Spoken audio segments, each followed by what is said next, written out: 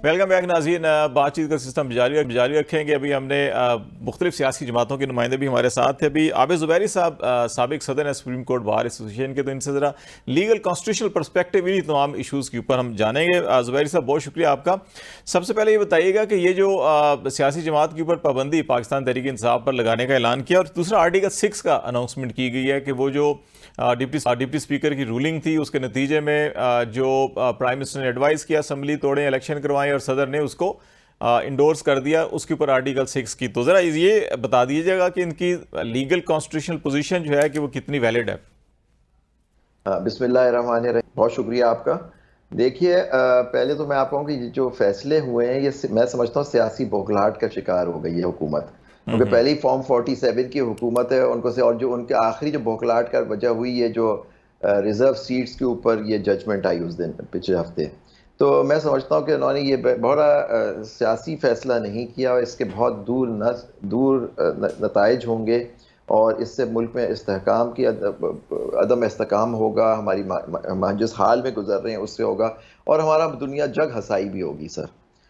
देखिए, मैं आपको बात बताता चलूं कि कभी ये जो पाबंदी होती है किसी सियासी जमात, वो भी इतनी बड़ी जमात जिसको जो हुकूमत में रही है, और वो जमात जो वो इलेक्शन जीती 2008 का 2024 का, सारी दुनिया रिकग्नाइज करती है। हमारा अपने मुल्क में लोग ने कोई मानने को तैयार नहीं कि वो हारी है एक केस, बल्कि कहा जाता है उसको हराया गया। फॉर्म 45 47 का, फॉर्म 47 की हुकूमत इनको कहा जाता है। कोई मानने को तैयार नहीं कि ये PTI पाकिस्तान की सबसे बड़ी सियासी जमात नहीं है।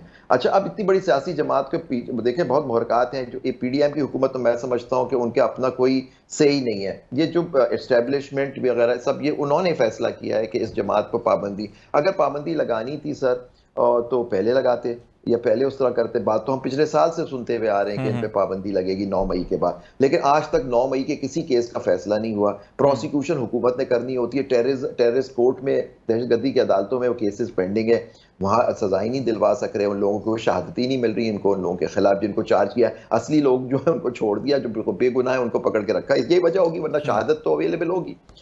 तो देखिए, इसमें जो मोस्ट इशू होता है कि देखिए आपकी तारीख में 3-4 जमातों पे पाबंदी लगाई गई, और आप देखिए उनकी पाबंदी इस तरह से लगाई गई कि पहले कम्युनिस्ट पार्टी पे लगाई गई 50s के दहाई में, फिर आपको याद होगा जमात इस्लामी पे पाबंदी, और मौदूदी साहब को सजाए, अयूब खान साहब का दौर था, और उसमें मौदूदी साहब को सजाए मौत भी हुई थी, अगर आप तारीख पढ़ें। बिल्कुल। और फिर वो सुप्रीम कोर्ट ने उसको सेट असाइड किया। हाई कोर्ट वेस्ट पाकिस्तान ने ऑर्डर अपहोल्ड किया था, ईस्ट पाकिस्तान का जो कोर्ट था उसने डिक्लेयर किया था। सुप्रीम कोर्ट में ही फैसला हुआ, और मौलाना मौदूदी के नाम से, मरहूम के नाम से रिपोर्टेड है, उसमें उसको लिया।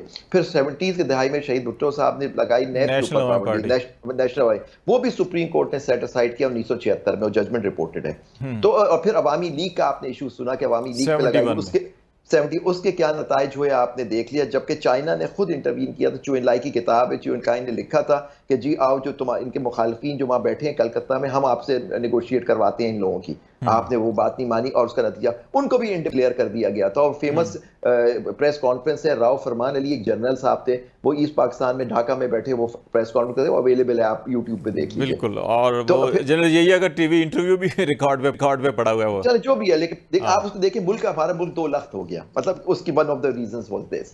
फिर आप देखिए, ये पाबंदी की हमेशा बात सुनते हुए आए, किस ग्राउंड पे पाबंदी लगाएंगे। आर्टिकल 17 कहता है कि आप पाबंदी लगा सकते हैं किसी सियासी जमात पे, या तो वो बनाई गई है पाकिस्तान में दहशतगर्दी के लिए, या पाकिस्तान की इंटेग्रिटी को, पाकिस्तान की सालमियत पे हमला करती है, या वो बनने के बाद वो करती है। क्या आप इनके खिलाफ इल्जाम लगाएंगे? कौन सा इल्जाम इस पार्टी पे साबित हुआ? अच्छा, फिर भी अगर आपने डिक्लेरेशन दे भी दिया, आपने बौखलाहट में एक डिक्लेरेशन देते हैं, वो आपको जाना है 15 दिन में, वो रेफरेंस आपको फाइल करना है सुप्रीम कोर्ट में, और सुप्रीम कोर्ट फैसला करेगी ना। यहाँ वर्ड यूज हुआ है सुप्रीम कोर्ट, और ये हमारे मौजूदा चीफ जस्टिस साहब वगैरह ये हमेशा बात करते थे कि supreme court means the whole court.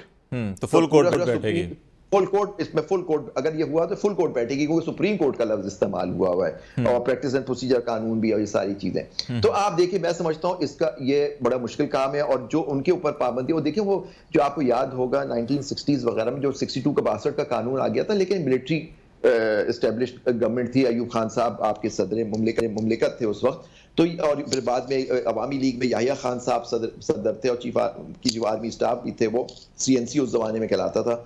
तो ये सारी चीजें आपके सामने, मैं नहीं समझता कि इसका कोई सर और पैर है, इसके सिर्फ और सिर्फ मुंह की खाएंगे। लेकिन हो सकता है उनके कोई इन पे ऑर्डर किया गया हो या कहा गया इसको इस पार्टी को बैकफुट पे लाना है, करना वो मुमकिन है 41,000 अरकान अभी है ना एफिडेविट देने हैं, तो उनको ये मैसेज देना होगा।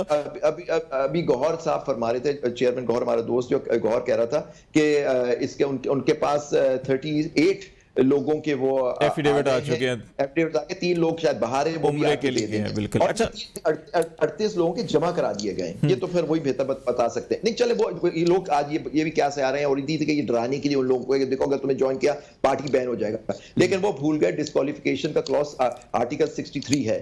वो इस आर्टिकल 60 को जब तक रेफरेंस होगा वो जाएगा इलेक्शन कमीशन में, वो प्रोसीजर, आप पार्टी आप इंडिपेंडेंट हो जाएंगे, आपकी सीट नहीं जाती इस तरह से। क्विकली एक सवाल का जवाब दीजिएगा कि ये अभी जो कैबिनेट मीटिंग अगर होती है, फॉर एग्जांपल इसमें अप्रूवल भी हो जाती है, पीपल्स पार्टी इसको सपोर्ट नहीं कर रही, ANP सपोर्ट नहीं कर रही, कुछ दीगर इत्तेहादी जमातें भी इस पर रिजर्वेशन हैं उनकी, नून लीग तो बजाते खुद 110 अरकान है उनके, तो ये तो बड़ा मिनॉरिटी डिसीजन होगा। तो इस मिनॉरिटी डिसीजन की कितनी वैल्यू होगी जब ये अगर देखिए, अनफॉर्चुनेटली पीपल्स पार्टी, ANP और जितने MQM वगैरह सब उनकी हरीफ तो है ना, उनके साथ हुकूमत में शामिल हैं, उनके पीपल्स पार्टी के सदर हैं, चेयरमैन सेनेट हैं, ये सब चीजें हैं। तो उनके साथ जो अगर वो नहीं भी उसमें शामिल है, लेकिन उनपे मलबा तो उनपे भी गिरेगा ना इस फैसले का। या तो खुल के कहें कि ये गलत फैसला कर रहे हैं, फिर देखते हैं वो कर सकते हैं या नहीं।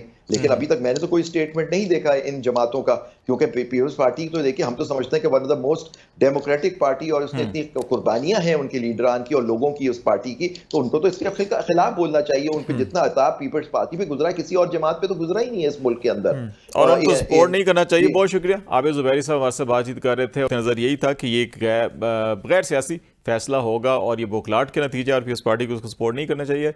नाज़रीन, आज तक इतना ही। खालिद जमील को इजाज़त दीजिए। अल्लाह हाफिज़।